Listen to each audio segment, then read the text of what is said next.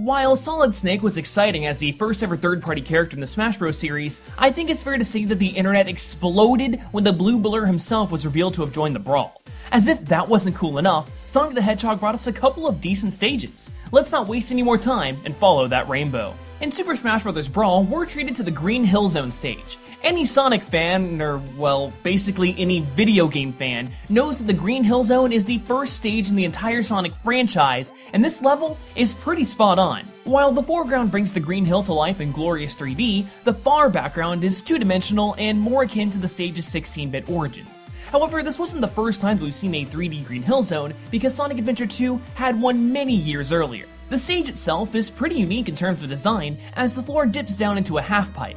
This makes it extremely helpful for characters with attacks that allow them to quickly move across the ground, such as Sonic, obviously, and Wario. Watch your step though, because the ground will crumble from time to time. This has the same function and animation as many of the ledges in the original Sonic game. The only other stage hazard outside of the crumbling floor is the signpost that will sometimes appear out of the ground. In the Sonic series, these posts are used as checkpoints throughout the levels, spinning as Sonic passes through them. In order to get them spinning in Smash though, you'll need to attack them. When spinning, the post will deal damage to every player except for the one that started its initial spin. In fact, this stage hazard is one of the main reasons as to why the stage was banned in tournament play. Competitive players see the signpost as a great defensive boon, since all players need to do is just camp out at one of the sign spawn points, which, yeah, is pretty cheap. Don't do that. In the background, there's a loop-de-loop that's seen in basically every Sonic game. Fun side note, this design is called a shuttle loop and is pretty much only seen in roller coasters. To help demonstrate what they look like from a first-person perspective, I made my way over to Six Flags Over Texas, and this is what they look like when you go through them. Not that part, that's the boring bit. Is the entire reason that I'm doing this stage for this week's episode so that I can just write off my trip to Six Flags as a business expense? Yes. Yes, it is. Hey man, I am not ashamed to admit it. Was it worth the ludicrous price of admission, parking, and standing in line for hours in the Texas heat? Nope. If the shuttle loop itself wasn't cool enough, you should keep your eye on it because you can see some familiar faces making cameo appearances by running through it. You've got Tails, Knuckles, and Silver the Hedgehog. Also in the background are some more elements from the original Sonic game, such as spikes, rings, a swinging platform, and a one-up canister.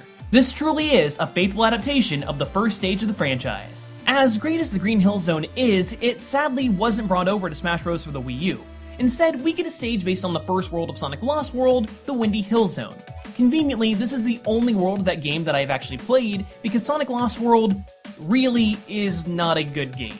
I mean, come on, it's just a Mario Galaxy ripoff and not even done well. The entire level design is a bunch of chunks of land connected via springs. Oh, and a run button? Seriously? I get that it makes Sonic easier to control, but come on, a run button?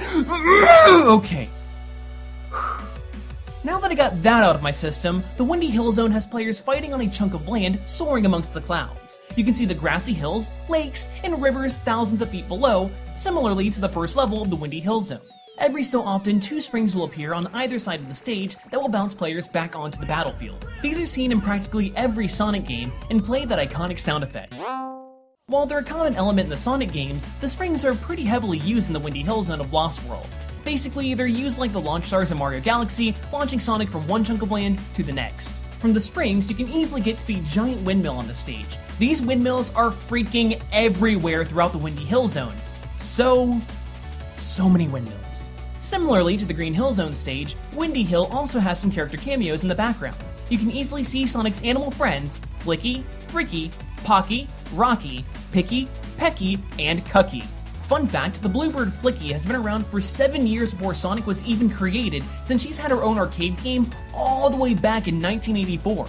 Outside of that little tidbit though, that's a pretty lame trade-off when it comes to cameos. The Green Hill Zone got a lot of fan-favorite characters, while the Windy Hill just has some random animals. Come on, at least throw in the Deadly Six or Dr. Eggman in the background.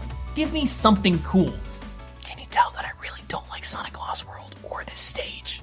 The Omega version of this stage just seems like a random chunk of ground floating around, but in fact, it's actually not. Unlike most Omega stages where the battle takes place on either a background element of the original or on a different piece of it, the Omega version of the Windy Hill is the exact same piece of land as the normal stage, albeit flattened out. You can tell this because the islands in the background are identical to the original, with the only difference being that the right-hand island is missing the windmill. Oddly enough, the animals in the background of the normal stage are also nowhere to be seen in this version of the stage, despite the fact that there's still fauna for them to bounce around it. But hey, when you're done rolling around at the speed of sound, why don't you check out what awesome goods we've got this month? Loot Crate is going cyberpunk with slick merch from Terminator Genesis, Borderlands, Battlestar Galactica, and more. Just go to lootcrate.com/theorist and use the code theorist at checkout, and you too can become a Loot Crate buddy. Once you're done with that, check out the last episode of Smash History, where we talk about the 75-meter and Mario Bros. Stages, or check out my comic book channel and learn more about every single one of Iron Man's Buster suits.